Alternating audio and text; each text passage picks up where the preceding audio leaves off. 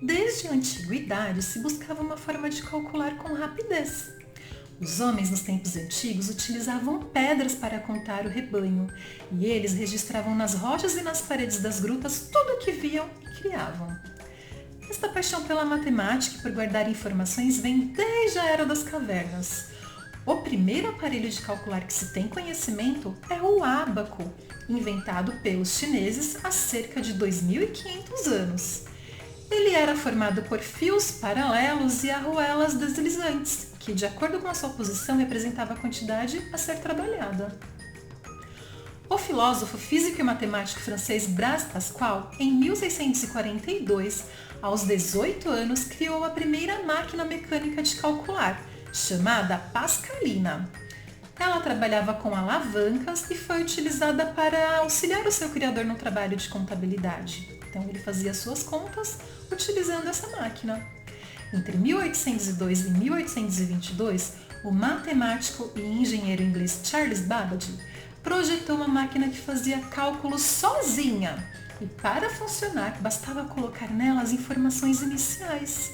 E por ter criado esse projeto, atualmente Charles Babbage é considerado o pai dos computadores modernos. É isso mesmo. Ada Byron King, a condessa de Lovelace, trabalhou com Babbage, desenvolvendo programas para sua máquina. Ada foi a primeira programadora de computadores da história e nessa época nem existia luz elétrica.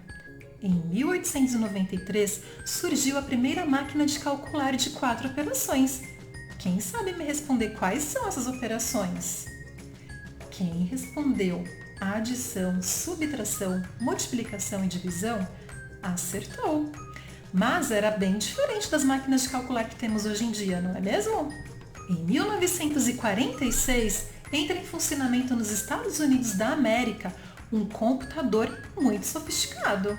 O primeiro computador moderno, um ENIAC. Seu tamanho era do tamanho de um prédio de 3 andares e possuía a mesma quantidade de energia elétrica de uma cidade. Apesar de tão grande, a sua capacidade de processar informações era bem inferior à de um computador atual. Lembrando que todos os computadores dos quais falamos eram computadores experimentais, não estava à venda em lojas. O primeiro computador produzido para venda foi produzido pela IBM em 1953. Era um equipamento tão caro que apenas as empresas grandes podiam comprá-lo.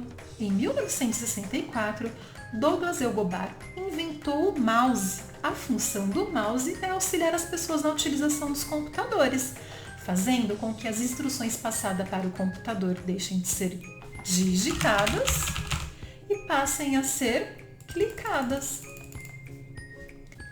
Em 1970 surgiram o disquete e a impressora.